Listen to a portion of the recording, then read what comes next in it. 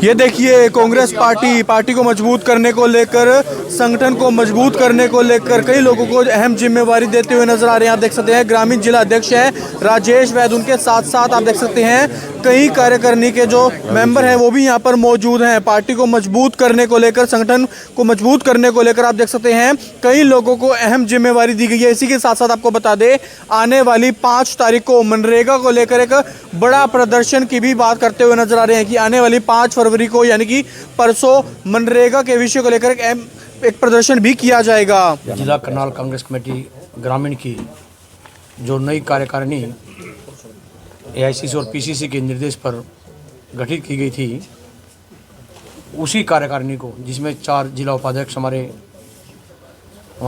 कृष्ण शर्मा बस्ताड़ा जी, पूर्व जिला परिषद के चेयरमैन भाई संजय महिला जी, महल सिंह जी और मित्रपाल शर्मा जी, और संगठन महासचिव राजवीर शर्मा जी, और कोषाध्यक्ष हमारे भाई बसंत राणा जी, और महासचिव जिला महासचिव बैठे हुए हमारे सरदार करम सिंह खानपुर जी, और पूरी कार्यकारिणी जिसमें कि सेक्रेटरीज हैं और 8 महासचिव हैं।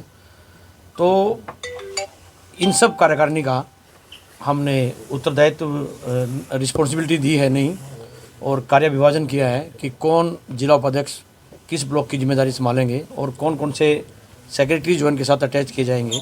तो उसकी जानकारी देने के लिए आज की हमने आज वर्क अपना जो डिस्ट्रीब्यूट किया है, अपनी रिस्पॉन्सिबिलिटी जो दी गई है सबको नहीं, तो उसके लिए विशेष तौर से आज की ये प्रेस कॉन्फ्रेंस बुलाई गई है। और साथ ही हमारे बीच में हमारे वर्किंग प्रेसिडेंट है हरियाणा प्रदेश कांग्रेस कमेटी के आदरणीय सुरेश गुप्ता जी, और साथ ही हमारा जो है बताएंगे आपको कि मनरेगा बचाओ संग्राम चल रहा है, उसके तहत 5 तारीख को प्रदर्शन है, उसके बारे में हमारे कार्यकारी अध्यक्ष जी बताएंगे।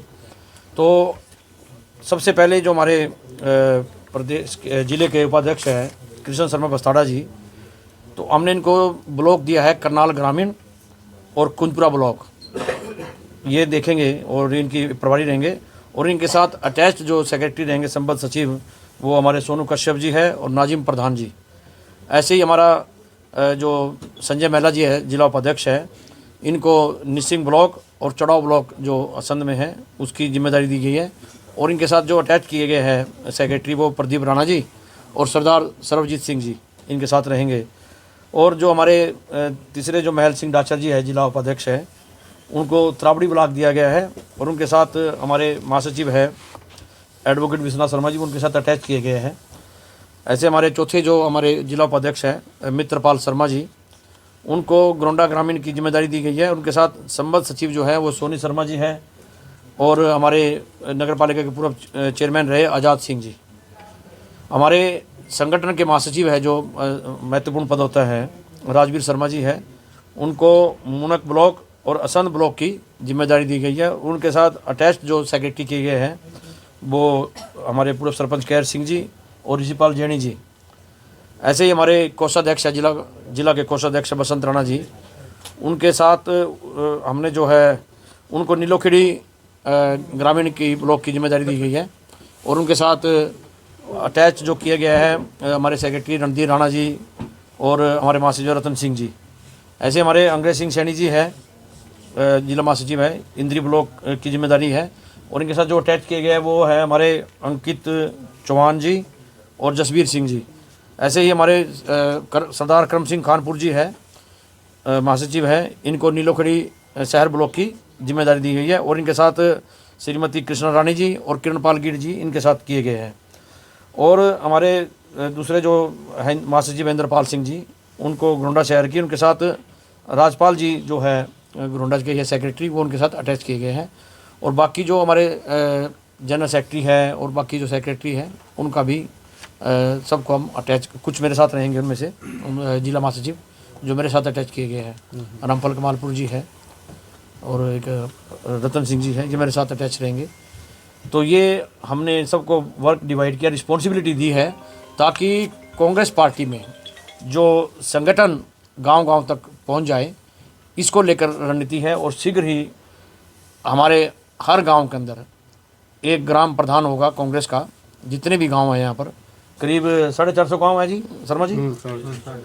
तो नीलोखेड़ी विधानसभा, असंध विधानसभा, इंद्री विधानसभा और गोंडा विधानसभा, इन चारों विधानसभाओं में प्रत्येक गांव में हमारा शीघ्र ये जो कमेटी बनाई है, जो ये ब्लॉक इंचार्ज बनाए हैं, ये एक एक प्रधान की भी नियुक्ति करेंगे और हम सीनियर लीडरशिप के साथ जो भी हमारे यहाँ से उस विधानसभा के प्रत्याशी रहे हैं और हमारे एक्स एमएलए हैं और स्टेट के सीनियर जो लीडर्स हैं, उन सब के साथ डिस्कस करके हम ग्राम प्रधानों की नियुक्ति भी शीघ्र ही करेंगे और उन ग्राम प्रधान के आगे देख रेख में ही हमारी जो अपना जो कमेटी है, बूथ कमेटी है, उसका भी गठन किया जाएगा।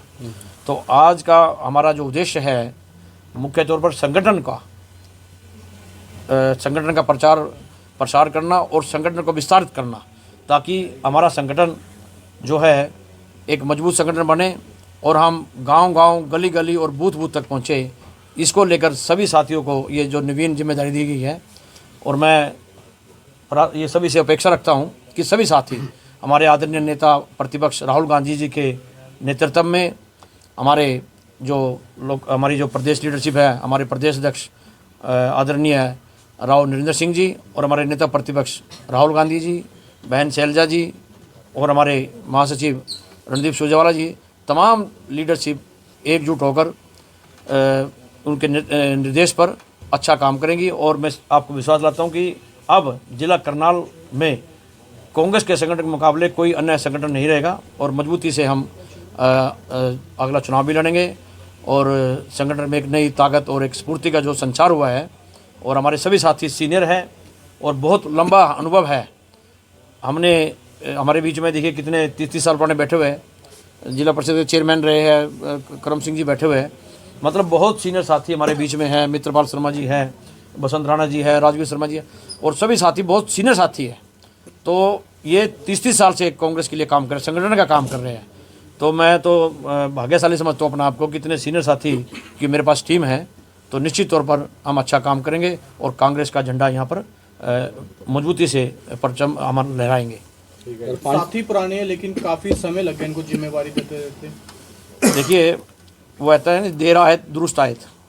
और एक और हमारा बड़ा अच्छा दुआ है, बीती ताई बिसारिये आगे की सुधी ले, कि अब हम जब रण में उतर जाता है ना इंसान, तो पीछे क्या क्या खामियां रहीं उनसे सबक लेते हुए आगे बढ़ना होता है। तो अब हमारे सभी जो संगठन के जो ज्ञाता है, इतना लंबा अनुभव है और निश्चित तौर पर मुझे भी इनका बेनिफिट मिलेगा और मैं भी इनसे बहुत कुछ सीखूंगा। जो लर्निंग प्रोसेस है वो सारी उम्र चलता रहता है। सर, जिस तरीके से जो मनोनीत किए गए हैं प्रदेश के अंदर और जिलों के अंदर जो है, क्या आपको लगता है कि अब एक नया बदलाव आने की ज़रूरत है? बिल्कुल, निश्चित तौर पर एक नया बदलाव देखने को मिलेगा आपको। कांग्रेस में एक निश्चित तौर पर नया बदलाव देख रहे हैं आप। संगठन सृजन अभियान के तहत सब योग्यता से और मेरिट पर आए हैं जिलाध्यक्ष पूरे देश में। अभी हमारे सिर्फ 2 राज्य बचे हुए हैं, एक मणिपुर बचा हुआ है और एक महाराष्ट्र बचा हुआ है। पूरे देश में कांग्रेस संगठन सृजन अभियान के तहत जिलाध्यक्षों की नियुक्ति हो चुकी है और जिलाध्यक्षों की नियुक्ति में सेक्रेटरी रैंक के लोग आ रहे हैं ऑब्जर्वर के रूप में, जो कई बार विधायक रहे हैं, प्रभारी है कई के राज्यों के। उन लोगों की देखरेख में ये जिलाध्यक्षों का चुनाव हो रहा है। खत्म हो गई, गुटबाजी बिल्कुल खत्म हो गई है जी। क्योंकि आपने अभी इंद्री क्षेत्र की बात करी है, एक समस्या लोगों की ये आ रही है कि जिस तरीके के जो ग्रामीण क्षेत्र है, छोटे छोटे घर हैं, जो मजदूर लोग हैं, नगर निगम द्वारा जो है उन पर टैक्स लगा करके जो है उनको जुर्माना तो कराया ही जा रहा है, साथ में उनको सील करने की चेतावनियां दी जा रही हैं, जिसमें हजारों घर जो है उजड़ने वाले हैं, चाहे वो उचानी हो उचाना हो। तो क्या ऐसे में आप क्या सहयोग कर सकते हैं उस तरह? देखिए, सबसे पहले तो मैं आपको बताना चाहता हूँ कि बीजेपी सरकार का एक ही टारगेट रहता है कि किसको परेशान किया जाए, कौन कहाँ पर एंजॉय कर रहा है, कैसे ये अच्छी ज़िंदगी जी रहा है, क्यों ज़िंदगी अच्छी बसर कर रहा है।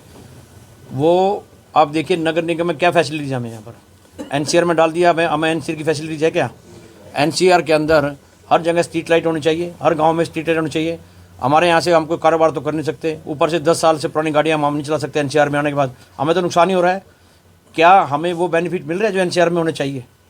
मैं पूछना चाहता हूँ आपके माध्यम से गवर्नमेंट से कि एनसीआर में इतनी फैसिलिटी दी जाती है, कि सब जगह पक्की सड़कें होनी चाहिए, सीवरेज व्यवस्था चाक चौबंद होनी चाहिए और स्ट्रीट लाइट नाइट में लाइटें होनी चाहिए हर मोड़ पर। उसको एनसीआर में माना जाता है। लेकिन क्या ऐसी व्यवस्था है हमारे यहाँ पर? बरसात हो जाए तो हमारे यहाँ पानी खड़ा हो जाता है।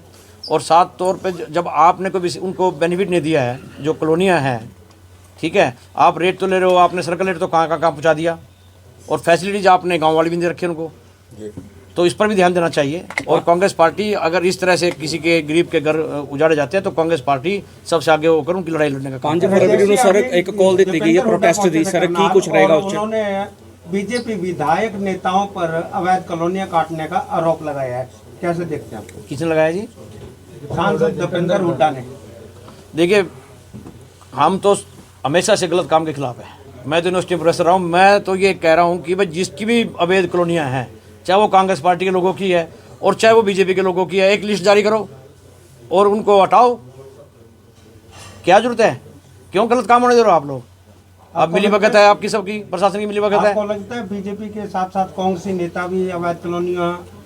अरे आप बताइए ना, हमारे कौन है? हमारे में तो बैठे हुए स्टेज पर किसी है नहीं। मुझे लगता है कोई अवैध कॉलोनी के धंधे में इन्वॉल्व है। भाई हमारा चैलेंज है, अगर हमारी कोई भी ऐसी कॉलोनी है उसको तुरंत जब्त करे सरकार। सुरेश जी, आप क्या कहना चाहेंगे? 5 तारीख को, हाँ जी सर बताओ। एक मिनट सर जी। 5 तारीख को, 5 फरवरी को सेक्रेटेरिएट के सामने हमारा धरना प्रदर्शन होगा। हमारे देश के प्रिय नेता राहुल गांधी जी और हमारी पार्टी के अध्यक्ष मल्लिकार्जुन खड़गे जी, हरियाणा के अध्यक्ष राव नरेंद्र जी, चौधरी भूपेंद्र सिंह हुड्डा जो हमारे विधायक दल के नेता हैं, प्रदेश के सभी नेता दीपेंद्र हुड्डा जी, रणदीप सुरजेवाला जी, कुमारी शैलजा जी और सभी नेता और ज़िले के सभी साथी सब उसमें शामिल होंगे। आज ये ज़िला कांग्रेस कमेटी की जो कार्यभार बांटा है राजेश जी ने, वैद्य जी ने, मैं सारे ज़िले के पदाधिकारियों को उनको बधाई देता हूँ। राजेश वैद्य जी को खासकर बधाई देता हूँ कि इन्होंने अपने काम का बंटवारा किया है। और सभी साथी अपने उसमें परसों के प्रदर्शन में सब साथी सब अपने अपने साथियों को लेके आएंगे। बड़ा ज़ोरदार प्रदर्शन होगा। मनरेगा का जो कार्यक्रम था उसकी मोदी जी ने मनरेगा का जो कार्यक्रम था उसकी हत्या कर दी है। ये क्या था? मनरेगा का कार्यक्रम क्या था कि 100 दिन का रोज़गार देने की गारंटी डॉक्टर मनमोहन सिंह जी जब देश के प्रधानमंत्री थे और पार्टी की राष्ट्रीय अध्यक्ष हमारी नेता सोनिया गांधी जी थी, उन्होंने कहा कि गांव में गरीब महिलाएं हैं, गांव में गरीब आदमी रहता है, उसको एकदम पैसे की ज़रूरत पड़ जाए तो वो कैसे मतलब अपना गुजारा करेगा। तब ये तय हुआ था कि 15 दिन का काम हर आदमी को मिलेगा जो गांव के सरपंच को कहेगा। 5 किलोमीटर के दायरे में बीडीओ साहब उसको काम देंगे और उसके आने जाने का खर्चा भी मजदूर का सरकार को देना था। अब क्या कर दिया? हमारा 100 दिन का कार्यक्रम था, 5 साल में कभी भी मोदी सरकार ने 40 दिन से ज़्यादा काम नहीं दिया ही नहीं, मतलब गरीब आदमी को काम। ये तो कह 125 दिन का दे रहे हैं। हाँ, वो मैं बता रहा हूँ आपको। गारंटी देना हमारा काम गारंटी से था, इनका काम योजना से है। योजना में और गारंटी में बड़ा फ़र्क होता है। हमने तो हर आदमी को, मज़दूर को, साथी को, गरीब आदमी को, हमारी बहनों को, सबको गारंटी दी, अगर आपको मजदूरी चाहिए तो मिलेगी। और अब मोदी जी ने क्या किया? गांव का सरपंच, गांव का बीडीओ, ज़िले का डीसी, चीफ सेक्रेटरी हरियाणा और मुख्यमंत्री भी किसी को काम नहीं दे सकते। हरियाणा की सरकार अपने ग्रांट से काम दे सकती है, लेकिन जो इन्होंने जी राम जी नाम दिया है उसके तहत नहीं दे सकती। देश की केंद्र की सरकार जो है वहाँ फैसला करेगी कि किस गांव में काम होगा।